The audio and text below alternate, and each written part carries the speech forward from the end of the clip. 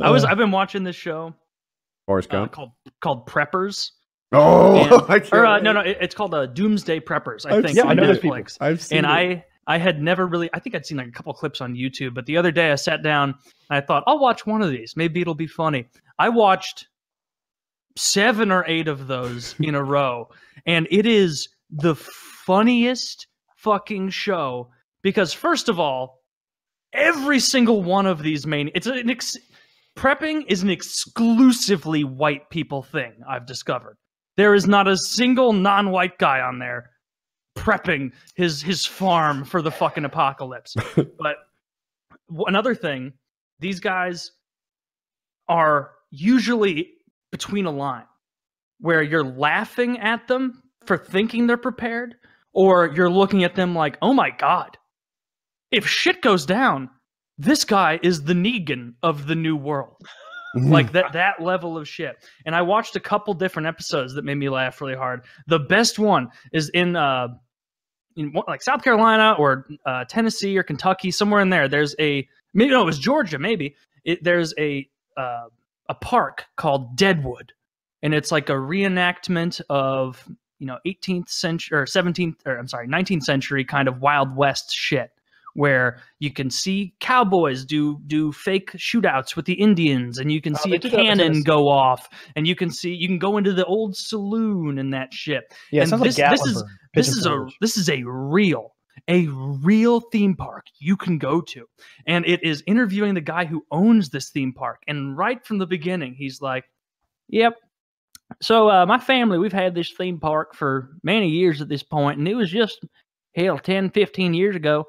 I thought, I got to start prepping. And I thought, where better than to use my own business here as the prepping town. And so for the last 15 years, I've turned Deadwood into a post-apocalyptic fortress." Now, and I'm not shitting you. Watch this. This guy who owns a theme park, he was like walking around his restaurant. He's like, "Well, I got a little thing around here. You order 9 cases of food for the park. I take the 10th.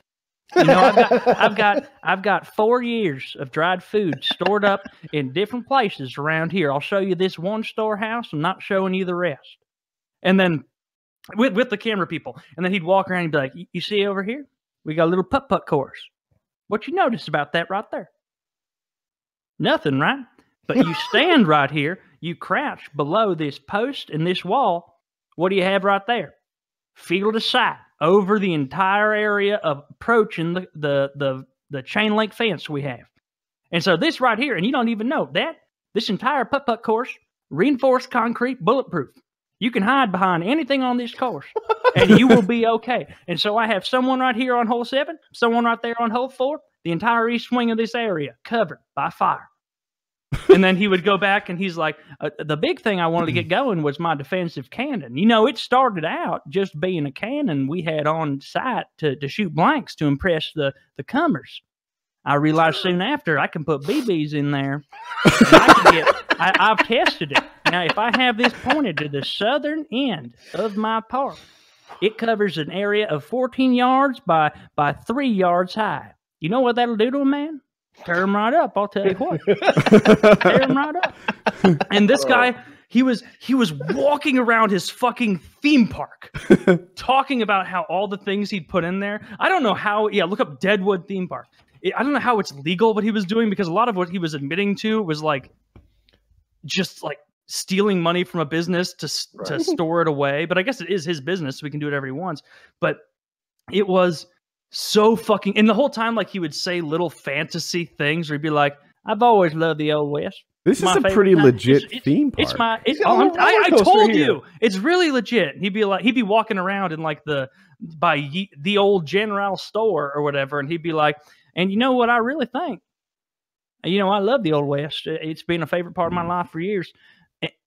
When it goes down, when the Meridian Midwest, when it goes down, I think life's going to return similar to the Old West. And you know what? I think people are going to be happier for it in the long run." And it was clear he's just living out a fantasy that it will go back to the Old West. He didn't even prep in the way most of them do, where they get high tech things. All of his like procurement of resources was 19th century Old West means. Oh, yeah. Like he built, and every one of these people calls their fort the Alamo. Every single one of these people, because the voiceover will be like, and Ted built this $3 million compound in South Texas, and he calls it the Alamo. And every episode, that voice has to go, and he calls it, and he calls it, and he calls it the Alamo. Like, they're all the Alamo. One of the guys spent, I think, $7 million building a castle, like a full-on castle on a peak somewhere as a prep thing. And until this point, this was the first episode that changed the kind of candor of the show. It had been, all right, we're going to follow 3 different people, and then there's a score at the end that expert preppers are like, here's your score on water, food, shelter, safety, and evaluate their like escape plan and things like that. They say when things go to, and they have a clause, right? I think it will be an economic catastrophe. I think it'll be a hurricane. And then they take that like possibility and what they would do about it and rate how well they'd handle their particular apocalypse. Yeah, exactly. So they'll be like, this guy, I think his thing was an EMP, where somebody detonating a nuke above the atmosphere, destroying all electronics or some such shit. And he, like, early in the episode, he's like, yeah, well, I've gotten really into building this castle. I've spent, I think, about $2 million on it so far. And so I'm having my 10 kids up here today to, I want to see who I want to sign this off to when I eventually die. And this fucking cunt of a dude. I hope there's a reality show for his inheritance. He literally turned it into a reality show for his own inheritance, where he had all 10 of his kids come in, and he's sitting there like giving them solemn advice, where he's like, I've decided I'm not leaving very much for anyone in my will. All the money I have is going into this castle, is going into this fortress, and I need 2 of you, because he had 2 wives, each had like 4 or 5, 6 kids or something. And he's like, Mormonism. I'm taking someone from this wife and someone from this wife, and the 2 of you are going to be my inheritors for this. And so this fucking asshole of a dude took his 10 children and he made them compete for their inheritance. And so he would even Please describe the competitions. And in theory, they're competing for their future survival. They are. Yeah, because not all of them are getting access to the castle. Right? And this is an enormous castle. It's way too big of a castle. It's literally all stone. Because he's like, too big. Yeah. And so he has all of them come out there, and he's like, now, my oldest son, he is the oldest, but I don't trust him with a firearm. I think he's a little bit lazy. I don't care for some of his attitude, and so we'll see what he does today. And like he like showed a clip of his son like trying to shoot the gun, and his son being like, "Oh, I've never done this before," like being cutesy. And then it cuts back to the dad where he's like, "I was not impressed, not at all. He's not going to deal with that." Like his other daughters would come out, and this guy was trash talking his own children to the preppers camera crew. Kyle, what we're talking about is this guy with 10 children built a fucking castle and then brought them out there, and in the middle of the preppers episode dropped the bomb of like, and now only 2 of you will have the rights to this castle, and you have to compete to get it. And he's this multimillionaire maniac. Is it like a shooting competitions? Okay. They're doing shooting competitions. They're doing like orchestrated counter assaults, where he's like standing in the back and he's like, Tim, Alan, rifles to the front, fire, back up. Alice, Susan, bows, and they're like shooting bows and arrows at these dolls and things. This guy's fucking insane. He's fucking insane. But you know what he's not? He's shit talking his own kids the whole way through on the private preppers camera. They'll like do something in front of him, and he'll come out and be like, "Yeah, Alice, honestly, not impressed. Not impressed one bit by my 3rd oldest daughter. I thought she might have a better chance at this, but there's no way she's getting a piece of this pie." But he's not poor. No. He's inordinate. He built a fucking castle. That's what surprises. No, I've seen this show too, and it's usually people who are who really could use this money in a better way, you know, and a future that is more likely to happen. If you really have like $1,500 and you want to prepare for the future, go to community college, right? That will improve your future, perhaps. The rates on IRAs were looking attractive, but instead they're this like 9-inch gun on the front of the house, the trailer home, modular home, as I like to call it. It is going to pay dividends. They're investing in Connex boxes with like enough armor to hold back a 22, you know, and acting like those are that. only $1,800 a pop. It blows me away. And this future that they're preparing for, I always say this, is a fantasy. It's not a likely outcome. It's one that they'd rather live in that world. Exactly. The word is fantasy, because they are fantasizing about this new world order where the currency they've chosen becomes primary. And I married into a family of these people. I don't know if I should be ashamed to say it. And no, you should talk about it thoroughly. I'll be happy to. I received as a marriage gift from the Latter-day Saints some beans and other things that did not make my last move, I'll confess. But you know, it's Hey, what box did we put the 8 tons of beans in? Yeah. Oh yeah. I threw all that out, baby. I'm gonna be honest. You're fine. I'm not worried about it. Absolutely. You threw away our 3,000 pounds of beans. But see, in the world of preppers, you're more accepted if you've thought of something else to prep for. Because if you say, all right, we're fortified against this level of enemy, and you come up with something like, well, what if they train the bears? Everybody else, oh my goodness, I've got to sharpen more sticks. And it's like, it's this kind of craziness. These Kodaks are smarter than they let on. That's it. Yes. They can use weapons. Absolutely. And yeah, I mean, it's a thing. I mean, certainly not anything that I spend any time on, but Mormonism in Metro Atlanta is quite prevalent, and they love some prepping. They love getting together and be like, "Have you tuned your ham radio today?" Well, no, but I literally drove up to one, and I had a CB radio on my Mercedes for the Cannonball, so to hear what truckers say about cops, and he's like, "Are you ready?" And I'm like, "Oh shit." Is that the code? Are you ready? Like that? Yeah. Oh, yeah. Absolutely. But when they heard, when these guys hear the person featured in the show you watch come in, like, about 15 years ago, they're going to go, amateur, dude. This guy wasn't even ready for Y2K. He wasn't even thinking about it. I was there. I had 2 drops of bleach in the bathtub. We were going to drink for days. I mean, it's that kind of thought process of like, you didn't prepare. Because I mean, my father-in-law was ready for Y2K and probably was a little bit disappointed on January 1st, 2000, saying, man, I thought Will Smith was going to be the end of it all. But, it's like, it's not always I'm the way so proud of my family. You're totally right. Yeah. My dad he woke up the next day and he was like, everything's good, huh? All right. like no attention was paid to the prepper thing is totally a fantasy on behalf of, well, not necessarily a fantasy, because I won't say that something bad couldn't happen, and like if something shitty goes down, whether or not it's the EMP or some terrorist attack, you're still going to be happy you have 4,000 pounds of beans in the cellar. Right. But there was one specifically that jumped out to me as clearly someone fantasizing in this show, where there was this hick-ass country guy who had like his own team.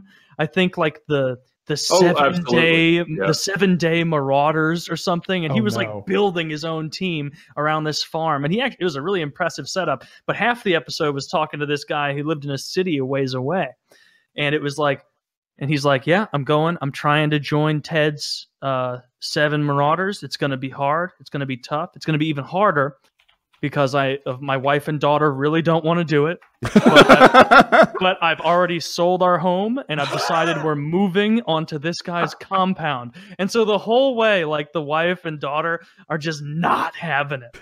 He's like, this is pretty neat, huh? This is pretty cool. And they'll like go to the daughter in a private interview, and she's like, I'm going to miss all my friends and I don't want to go. And it's sad. And the wife's like, I know he's just doing this because he wants to take care of us, but I don't want to live on Ted's survival farm. It's not going to be good. So my friend Eric, his YouTube channel is Iraq Veteran 8888, which is not Heil Hitler. Okay, it has a whole different meaning. It has something to do with Hulk Hogan. It's people make that mistake sometimes. 88 is code for Heil Hitler. It's not it. I promise you. He explained it to me one time. It has something to do with his army number or something like that. He was in the military. Very nice guy. Those aren't his politics at all. Just clear that up right away. He was asked to do a TV show. I got asked to do a bunch of these silly TV shows, and we always turned him down. It wasn't enough money. It was too much time. It wasn't going to work. Well, I go into his store one day that he worked at he doesn't work there now. He's sort of moved on from that. But I'm like, Christian? Is that you? And this guy, Christian, this producer who I had went to LA and hung out with, he had the hottest girlfriend I'd ever seen. I feel like she was part of his sales pitch. He wanted to do a TV show with me at one time, and it didn't work out because of the reasons I mentioned before. He's there and they're filming, and I'm like, what's going on? You guys are doing a TV show, huh? Like, yeah. And I was very excited for Eric. I was like, this will be real cool. It'd be cool to see Eric in a TV show and see what they make of it and all that stuff. You never know how these things are going to turn out. He could be the next Sons of Guns without all the child molestation. And so the time comes when the show's been made, and it's a prepping show. Him and his guys are going to people's houses and they're prepping for them. They are the guys who do the installation of they're like, hey, we want to be prepared. We want an underground lair that's prepared for this or that, or we want a bulletproof safe room or whatever. And they go do it, and cool concept. I thought prepping was real big at that time. And, but they didn't know what it was going to be called. That was one of those decisions that was going to be left up to the production company. And that's another reason why I was always iffy about these things. There'd be little clauses like that. Oh, you don't get to name the show or have any input. Oh, and then we own your IP forever. And any merchandise you ever sell, we'll get 50% of that. I said, well, shit, why do you get 50% of fucking my t-shirts? Like that's bullshit. Mm-hmm. It'd be stuff like that. So the time comes. The show is available. It was A&E or some shit. I don't know, True TV, whatever. And Kitty's like, the show's out. Let's purchase it. Let's watch an episode of Eric prepping. And she's texting back and forth to Eric, and she's like, what's it called? What's it called? And he's like, yeah, we didn't have input, I guess. And, no, but what's it called? What's it called? Prepper Hillbillies. And she's like, isn't there already a show called that? And he's like, no. That's the Hillbilly Preppers. So they were trying to piggyback off some other marketing. Look at this link. We are the Prepper Hillbillies. This is not. I'm pretty sure they're photoshopped into this promotional image. That's him on the left. On this Share TV site you linked, it says that this show has one fan. It does say. Look, I'm not here to shit on Eric. Look, the TV show went poorly, I think, but the main thing was the name, because I know that he did not want to be a Prepper Hillbilly. That is not what he wanted to be, and it was ridiculous. And I watched a few episodes of it. I remember Barry from his YouTube channel. Yeah, he passed away. I really like that guy. Nice guy. Yeah. But yeah, for real. And I just remember being like, isn't there already a... No, you're thinking of the Hillbilly Preppers. Yeah. We are the Prepper Hillbillies. Not to be confused. Yeah. Well, if anybody needs a laugh, watch Preppers, because it is hilarious. One of the guys sunk like $3 million in his fortress, which he named the Alamo again. And it was like 400 miles out of Houston or something. It had these two big stone buildings connected by a path. He had concrete water containers that he even tested, because he was like, I would buy plastic, but I don't trust that it's going to stand up to flames. And so he made Molotov cocktails and hucked them at his own concrete water supply to show that it would work. He has his own well with the rights to the water there. And then it was showing their intense thing, he and his partner. And his partner accidentally shot a rifle inside this blind. So it, creates a lot of noise. But both of them had ear protection on. And this dude who spent millions and millions and millions of dollars prepping for this got so upset and so broken by a firearm going off and creating that much noise that he was like openly weeping and freaking out and like, oh, you even like the partner guy didn't own any of it. He was just this eccentric guy who knew a lot about explosives or something. And he's just sitting there talking. He was like, oh, I can't even hear, man. I can't even hear. You fucked up. I gotta let you go. I gotta let you go. You done fucked up, man. You fucked up. And he's laying on the ground crying because the gun went off too close to him with ear protection on.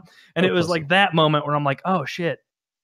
If anything does go down and this guy so much as stubs his toe, then whatever alpha marauder shows up has a dope setup.